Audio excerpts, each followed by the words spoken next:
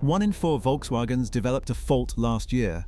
VW only covered 89% of repair costs, leaving some owners with bills exceeding $1,500. And there are 5 brands you can buy right now in Britain that beat Volkswagen on reliability and cost less to fix when something does go wrong. Number 1 is going to surprise you. Let's get into it. Number 5, Skoda. Before anyone switches off, stay with me because this one is backed by numbers that should make every VW buyer pay attention. The Skoda Karoq finished a close second to the Lexus NX in the Honest John reliability rankings and placed third for overall ownership satisfaction. Among European branded SUVs, the Karoq consistently outperforms its Volkswagen Group stablemates. Skoda and Volkswagen share the same MQB platform. They share engines, gearboxes, electronics, and significant portions of their supply chains.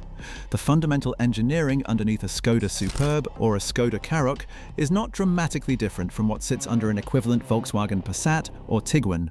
Yet the Skoda consistently outperforms the Volkswagen in every major UK reliability survey. The reason is pricing discipline and expectation management. Skoda does not charge a premium for the badge, so it is not constantly fighting a gap between what buyers paid and what they received. The cars are serviced through a VW Group dealer network. Parts are the same, access is the same, but the ownership experience consistently generates higher satisfaction than the VW equivalent. If you want Volkswagen engineering with a better reliability record, buy the Skoda. The badge is the only thing you are giving up. Number 4, Hyundai. Hyundai achieves 93.1% average reliability with a 15% fault rate in 2026, comfortably above Volkswagen's 86.4% reliability score and 24% fault rate. That gap is not marginal. It represents a meaningful difference in the probability of your car needing unscheduled work inside a typical ownership period. Hyundai backs this with a 5-year unlimited mileage warranty across its range. Volkswagen's standard warranty is 3 years. If you develop a fault at 4 years and 60,000 miles, a Hyundai owner is still covered. A Volkswagen owner is not. The Tucson and the i30 are the models that appear most consistently in UK reliability data as outperformers. The Tucson specifically sits in the same segment as the VW Tiguan, at similar price points, and the reliability comparison between the two is not close. Kia and Hyundai have closed the gap significantly and now offer comparable dependability with longer warranties and low running costs. The servicing costs are lower, the parts are cheaper, and the dealer network, while not as widespread as Volkswagen, is sufficient for the vast majority of British drivers. Number 3, Kia. Kia achieves 92.8% average reliability with a 16% fault rate, again comfortably above Volkswagen's 86.4% score. The 7-year 100,000-mile warranty is the headline figure, but the detail matters too. Unlike some manufacturers' extended warranties that contain enough conditions to make them nearly impossible to claim on in practice, Kia's 7-year cover is straightforward and well regarded by consumer advice organisations in Britain. The conditions are clear, the dealer network is sufficient for most British drivers, and the claims process works as described. The Kia Sportage competes directly with the VW Tiguan in the UK family SUV market. Sit them side by side in a showroom, and the Tiguan feels more expensive. The materials, the badge, the overall feel of premium, and it costs more. What the showroom experience does not tell you is what the 5-year ownership data says. The Sportage consistently outperforms the Tiguan in every major UK reliability survey. Service costs are lower, parts are more affordable, and a fault that develops at year 5 under a Kia warranty is covered by the manufacturer. The same fault on a 5-year-old Tiguan is entirely your financial responsibility, with repair bills that have exceeded $1,500 per fault in Whatcar's survey data. Few car brands can match Kia for value. Interestingly, it finished ahead of Hyundai, the company that owns it, in the Honest John reliability rankings. Better reliability, longer warranty, lower repair costs, competitive pricing. The VW badge is not delivering on those metrics in Britain in 2026, and Kia is the brand that makes that comparison starkest. Number 2, Honda. Honda's engineering philosophy is the closest thing in the mainstream car market to a systematic approach to reliability. Naturally aspirated engines that do not rely on turbochargers for performance, hybrid systems that reduce the thermal and mechanical load on the combustion engine in exactly the conditions, urban stop-start driving, where conventional engines wear fastest. a corporate culture that has treated reliability as a foundational engineering objective for over 6 decades. Honda is a regular in reliable car rankings. The Honda Jazz and Honda CR-V are particular favorites. Quality of engineering is a trait that runs through Honda's entire lineup, ensuring long-term customer loyalty. Volkswagen's reliability score sits at 86.4%. Honda sits at the top of the Honest John rankings consistently, with fault rates under 15% across the range. The CR-V competes directly with the VW Tiguan in the family SUV segment. The Jazz competes with the VW Polo in the compact hatchback segment. In both cases, the Honda generates fewer faults, covers more of the repair costs when faults do occur, and costs significantly less to service through the independent garage network in Britain. The iMMD hybrid system in the CR-V is one of the most proven hybrid powertrains in the world. In the CR-V hybrid, the petrol engine primarily acts as a generator in urban driving. It does not directly drive the wheels at low speeds. This means the engine runs under far lower thermal and mechanical stress in exactly the stop-start urban conditions that wear conventional engines fastest. Honda has been refining this technology for over 20 years across millions of vehicles. The result is a real-world ownership experience that consistently surprises buyers who expected Japanese reliability and got something even better. A car that the data suggests will cost less to own across a 5-year period than any directly comparable Volkswagen product. Number 1. Mazda. Mazda achieves 94.7% average reliability with a 13% fault rate, the highest of any mainstream brand in the UK reliability data that sits above Volkswagen. The CX-5 is the model that drives this result most powerfully. The Mazda CX-5 and Mazda 2 hatchback were cited by Honest John readers for their all-round excellence, not just their reliability. The CX-5 competes with the VW Tiguan in the family SUV segment. It costs less to buy, less to service, generates fewer faults, and the faults that do occur are less expensive to repair. The Skyactiv engine, naturally aspirated, high-compression, no turbocharger, is the reason.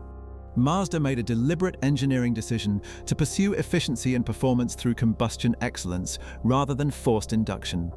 The result is an engine with fewer components under high stress and a long-term reliability record that puts it at or near the top of every UK survey. Volkswagen at 86.4% reliability, Mazda at 94.7%. That is an 8.3 percentage point gap, which in practical terms means that across every 100 Mazda CX-5s on the road, approximately 8 more of them are operating without fault compared to the equivalent Tiguans. For an individual buyer with one car, that translates into the probability of a year of trouble-free motoring versus a year of workshop visits. Mazda is the answer the data gives when you ask what beats Volkswagen for reliability in Britain. And it does it for less money, with simpler engineering and without requiring a premium badge to justify the price. There is a number the car industry does not advertise. It is the buy again score, the percentage of owners who, after living with a car, would go back and choose the same one. For most decent cars, it sits above 70%. For the worst cars on sale in Britain right now, it is sitting closer to 25, 1 in 4 owners. That is the number you need to understand before you set foot on any forecourt in 2026. I'm a mechanic, I've run a workshop for over 20 years. I've got nothing to sell you. Let's get into it. Number 12, the Vauxhall Mokka-e. We start with a brand in trouble. Stellantis, Vauxhall's parent, has been through factory closures, workforce cuts, and restructuring serious enough to worry the whole European car industry. The Mokka-e shares its platform with the Peugeot E2008, and both have attracted complaints about software behavior, charging inconsistency, and infotainment that does not work as advertised. The honest catch, the Mokka itself is not an engineering disaster. The risk is what surrounds it. Warranty backing, parts availability, resale value, all depend on Stellantis still being a functioning entity in 5 years. For a petrol car, you keep 3 years manageable. For an EV with a battery replacement question in a decade, it is a much bigger bet. Number 11, the Nissan X-Trail. Large, reasonably priced, and largely ignored in favor of the Qashqai. And the reason is the CVT gearbox. The same continuously variable transmission causing Qashqai owners grief, working even harder in the X-Trail's heavier body. Juddering under load, overheating in stop-start traffic, requiring specialist fluid services most owners do not know exist. Nissan offer a 10-year warranty, which is impressive on paper. The catch is you must service it with Nissan every single time to keep that cover. Miss one, it drops back to standard. And the CVT history is real enough that experienced mechanics hesitate when someone asks whether to buy one. Number 10. The Volkswagen ID.3, the Golf of the electric age. The car that was supposed to prove Volkswagen could do EVs as well as everything else. The Buy Again scores tell a different story. Early British owners found software that behaved unpredictably, touchscreens that crashed, and an ownership experience that felt unfinished. VW pushed updates for years. The later cars are better. But the used market now carries a significant volume of early examples, and buyers who trusted the launch promise are discovering the reality. The electric hardware underneath is sound. The software layer on top of it is where people got let down. Number 9. The Jeep Compass. Jeep caps UK warranty at 100,000 miles. Every mainstream competitor offers unlimited mileage. That ceiling exists because Jeep knows what tends to happen after that point and has decided not to stand behind it. Consumer Reports ranked Jeep dead last of every brand tested, 3 years in a row. Not mid-table, last. Dealers are discounting the Compass aggressively right now to hit ZEV mandate numbers. The owners who will pay for that are the ones who hit 100,001 miles with a failed component and no cover left. Number 8. The Peugeot 3008 Pre-2022 PureTech. Being precise here matters because the post-2022 3008 is a genuinely better car. The fault is specific. The 1.2-litre PureTech 3-cylinder, engine code EP3, in the bulk of pre-facelift examples, still sitting on used forecourts across Britain. That engine has a timing belt running inside the oil. When it sheds, it destroys the engine, not gradually, suddenly.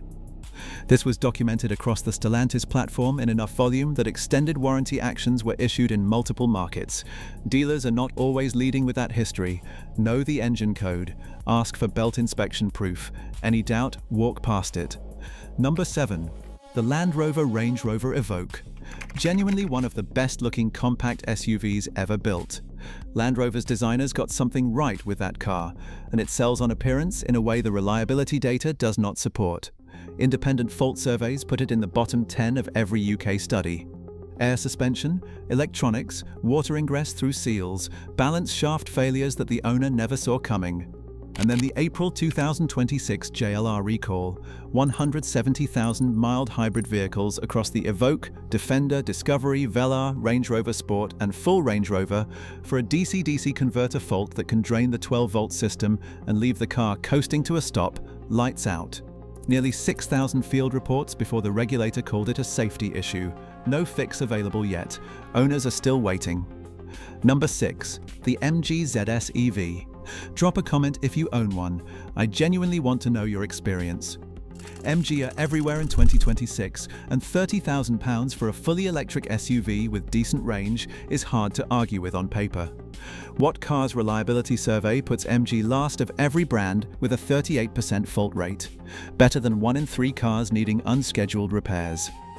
Electrical issues, infotainment failures, build quality that does not match the photos.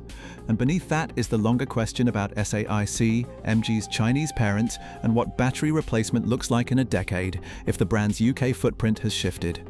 Not predicting that. Saying you need an answer before spending £30,000. Number 5.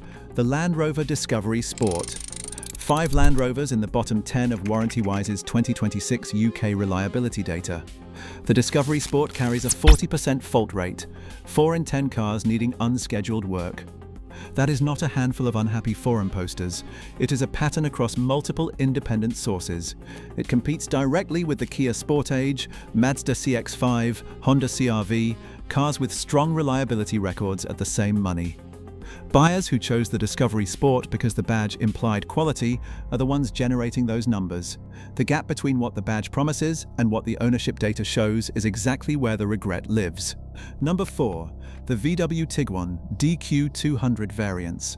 Not every Tiguan is the same car. The wet clutch DQ250 and newer DQ381 are solid, well-sorted gearboxes. It is specifically the DQ200 dry clutch 7-speed in the lower-powered petrol versions where the trouble is. Clutch failure before 60,000 miles is documented across thousands of UK owners. Clutch plates running without oil cooling, generating heat, wearing faster than the design anticipated for British stop-start driving. Parts alone to fix it exceed £1,000. The mechatronic unit is worse. The Tiguan is a fine car in the right specification. Ask the gearbox code before you buy anything. Number 3. The Jeep Grand Cherokee 4xe. 25% buy again score. Consumer Reports 2026. 1 owner in 4 would choose it again. Lowest of any vehicle in the entire study, and it is not close. This is a car that costs over £60,000. It carries one of the most recognizable 4x4 names in the world. The owners paying for that badge are generating a 25% score through recalls, battery faults, electrical failures, and an ownership experience that has not come close to what was promised. Dealers in Britain are discounting it heavily. There is always a reason. Number 2, the Range Rover Velar. Beautiful machine. I will own that without hesitation. The interior is among the finest in any British-built car, and it carries real authority on the road. The problem is what it costs to keep it there. Warranty-wise puts it in the bottom 5 of every UK reliability study. Balance shaft failures, transmission issues, rattles that turn into expensive disassembly jobs, and the JLR mild hybrid recall covering Velar models built 2021 to 2024. No fix yet available. The air suspension that gives it the ride it is known for is a documented cost center once the warranty runs out. Buy it with your heart if you must. Just budget honestly for what follows. Number 1. The Land Rover Discovery. Bottom of the warranty-wise UK reliability study, not in the bottom 10. At the very bottom, a score of 17.2 out of 100 against the Toyota Yaris at 89.2. That gap is not a data quirk, it is a structural difference in how these cars are built and what they cost to own over time. Cooling system faults, AdBlue failures, timing chain and turbocharger issues, transmission problems, a long list of electrical faults running back through multiple model years. In the JLR recall, bottom of the reliability table, leading the data in the wrong direction on nearly every metric that matters to real ownership. The honest other side, a Discovery run properly, serviced by a specialist, with a budget matched to what it actually costs, can be a deeply capable machine. Those owners know who they are. The regret data comes from buyers who trusted the badge and did not check what sat beneath it. 12 to 1, bad to catastrophic. Some have real merit underneath the problems. All of them have owners who wish someone had told them this before they signed. The buy again score is the number the industry does not want you thinking about. It is the only number that tells you what real ownership actually feels like. Which of these have you owned? Tell me in the comments. Did the data match your experience, or were you the exception? I read every one. You know what to do with that subscribe button.